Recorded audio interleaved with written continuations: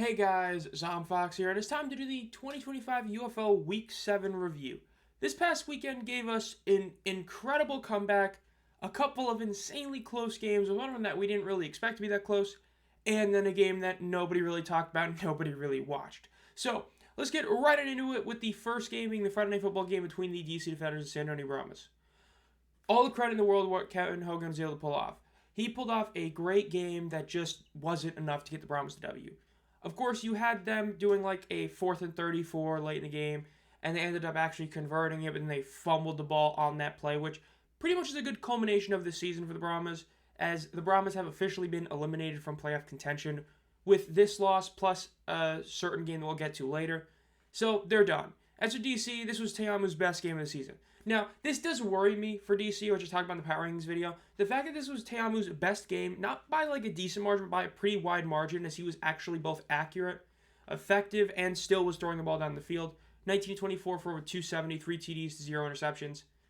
It just hurts knowing that he pulled that stat line off, yet they still only won by 8 points.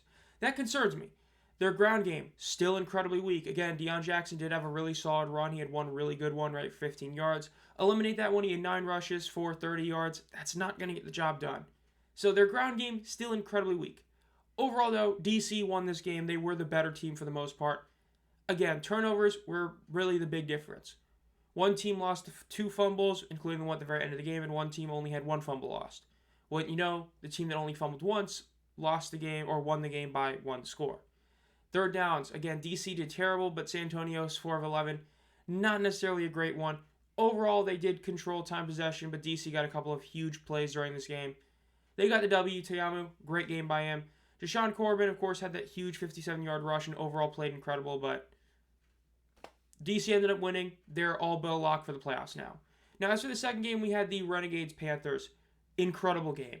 One of the best games of the season. This game, the fourth quarter, was insane. You had a total of 28 points be scored in the fourth quarter alone, which, of course, had the walk-off one-point conversion. At the very end of the game, Bryce Perkins made a scramble, decided to try and hurdle, which almost backfired, but he got down with about a second left. Was a first down, so clock stopped, was able to call a timeout.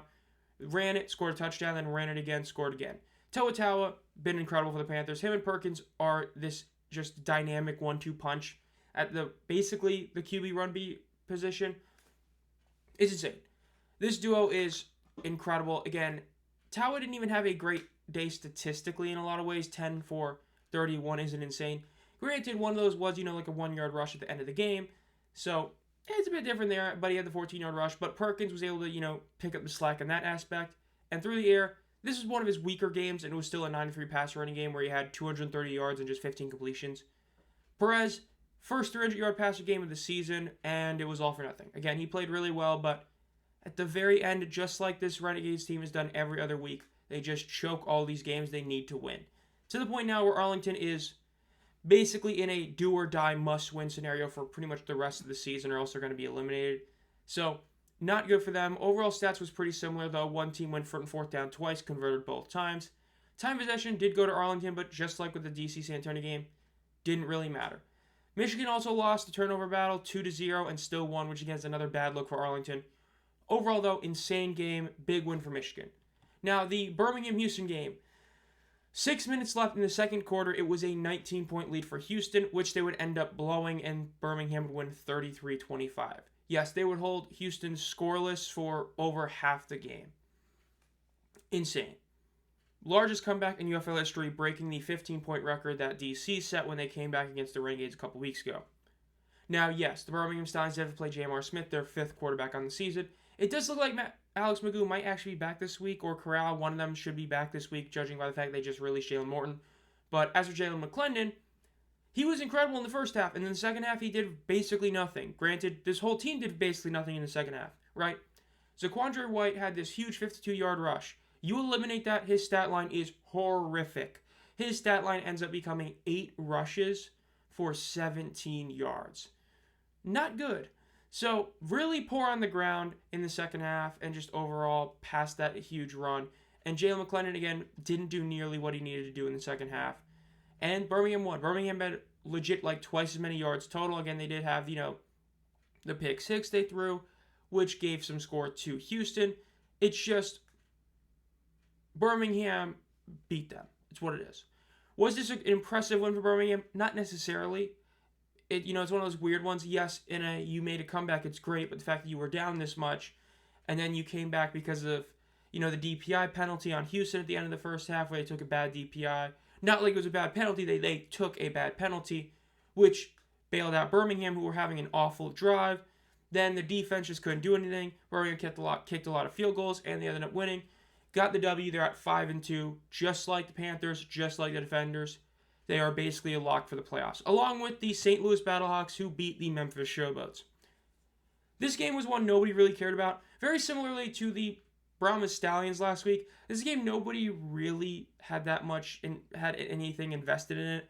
Because of the fact that we kind of knew St. Louis was going to win this game, it was a closer one. It was a 10-point game. Max Duggan was okay. Not great, not terrible. He was just kind of there. On the ground, he was pretty solid. Jacob Salas continues to not be what he was the first couple weeks in the season, which is a big concern for St. Louis. Dresser win again. It's what I said he was the past couple weeks. He is not as good at his best as guys like T. Will and A.J. Perry, but he's not going to play terribly like those two guys will at some point. And so you got 21 of 35 for 196, 1 TD, 0 interceptions. Insanely mediocre stat line. Deneric Prince, not as good as he was last week. Wes Hill still being a good, contributing factor despite just joining the team. Overall, there's not really much to say about this game. A lot of stats are very similar. It's just a matter of you had the better team won. St. Louis is a top team. People seem to be like, it's really weird. People are like starting to hate on St. Louis and act like they're a bad team for some reason. Like I'm seeing so many power rankings putting them in like 4, maybe even 5. I've seen a couple people put, despite the fact this team just keeps winning. I don't agree with that. I think they're a great team. Yes, there is concerns on the offense, but they have the best defense in the league right now. But again, they joined DC, they joined Michigan, they joined Birmingham as basically the all but guaranteed 4 playoff teams. As just an FYI, we could see all 4 teams clinch a playoff spot this upcoming week. If St. Louis beats Birmingham, Michigan beats Houston, and DC beats Arlington, the playoffs are set in regards to the 4 teams that make it, with the only difference being who gets the 1 seed in the USFL because DC can't even host, so that's what it is.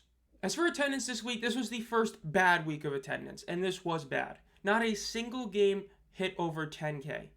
Really, really rough. Now, Arlington, again, that number is still a solid number to see. It's not a bad number. That's actually a solid one. Again, that's their second highest of the season. Now, second highest is only by a little bit. But overall for Arlington, impressive. Their attendance this year was overall better than last year in a lot of ways because last year was heavily inflated by the week 1 14K. You eliminate that 14K number and their attendance drops by a decent margin. Whereas this year was very consistent in regards to the attendance. So massive props for them. San Antonio, rough. It's a big drop-off. This is definitely one of those distributed versus in-person.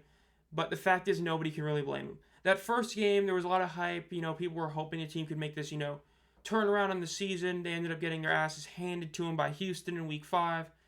Not shocked they dropped. They went from having their highest number since, like the 2023 XFL to having their lowest number pretty much like ever. A sub 10K game. Hate to see it. Memphis, not as bad as Houston was, but it's still a terrible number. Now, yes, I know people are going to say all these excuses. When you're hitting under 5K, there's no excuse. That's just terrible. And then Birmingham, look, I know that, it was jokes about on Twitter. Who thought scheduling an 11 a.m. Central Time game on Mother's Day was a good idea?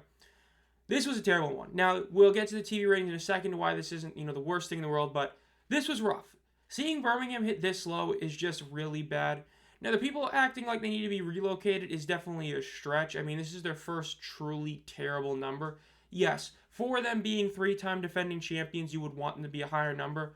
But let's not act like this is, a common trend of them having sub 6K or anything. This is their first time hitting that in the UFL.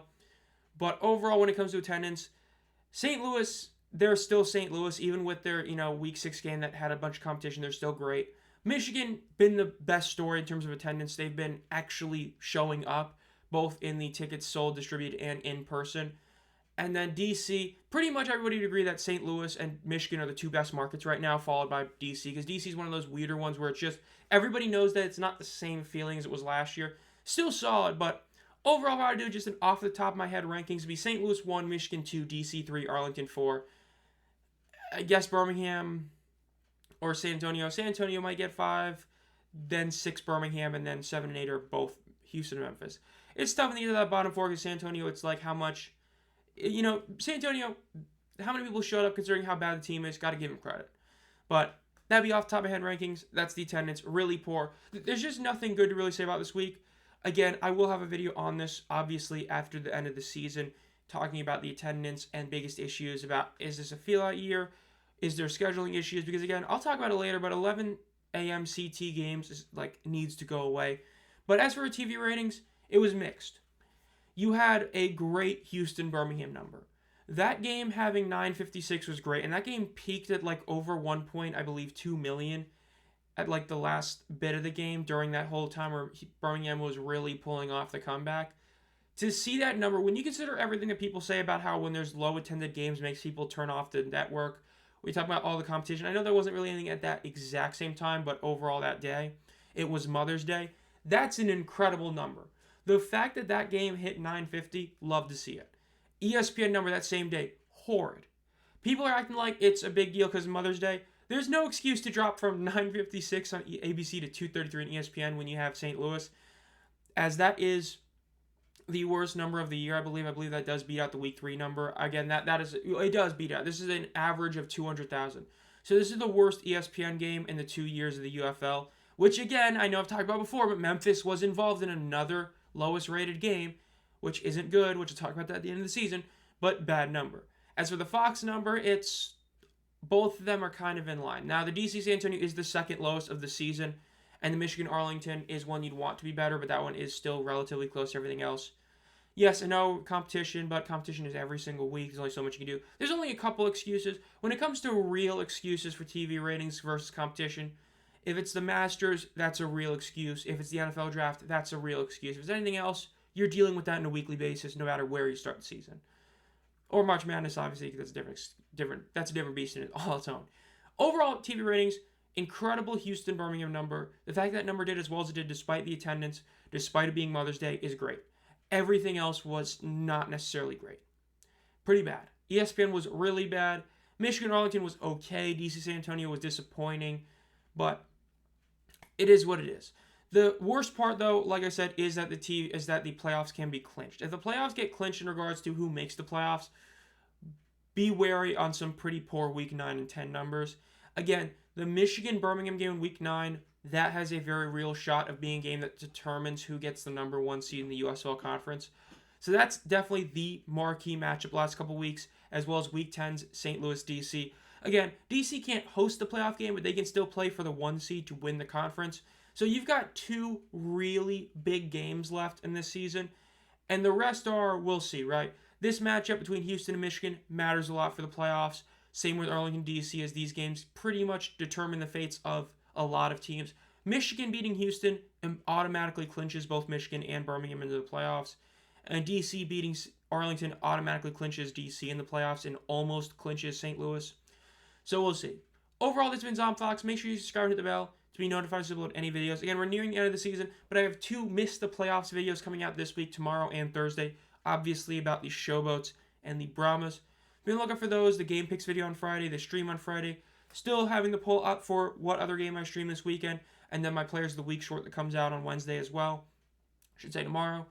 Again, think about becoming a community member for as low as 99 cents a month. You get an exclusive members video every month, as well as a bunch of other benefits. And as always, guys, have a great night.